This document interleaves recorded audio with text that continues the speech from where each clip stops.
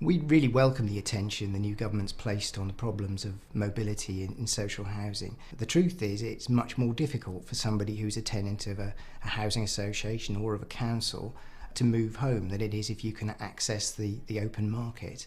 And there are costs associated with that in all sorts of areas, costs of problems with education, problems with getting into employment or getting a better job. And there are costs associated with not being able to care for a relative if you can't move to be closer to somebody who needs to be looked after. And our recent research estimates those costs to be more than £500 million a year for the UK economy. One of the factors, of course, is the change in house prices and the cost of building and providing homes. It means fewer new homes have been provided over the last decade or so. And against that, you've got more and more people registering on waiting lists and housing registers. So there are just too many people competing for a scant resource.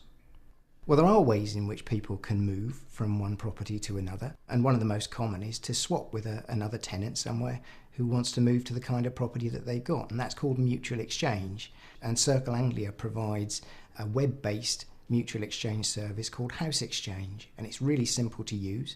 Any tenant can register on the system and look for people looking to swap, or they can look for a chain of moves, and that really increases people's ability to make a move from one home to another. In a recent survey for House Exchange, we found that more than half of people had been looking for a move for more than 2 years before they registered. And once they'd registered, 4 out of 5 people were able to move within 6 months. When they've found a successful match, then their existing landlord has to approve that transfer, and the landlord involved with the other property, if it's a different landlord, would also need to give their consent. I was living in a 2-bedroom property on one side of Norwich, which was quite a way for me to walk to school with my little boy every morning and afternoon. So I decided to maybe look for a larger property on the Exchange website, found a few, and within a week I'd already got a phone call. Went and had a look. It was absolutely fabulous.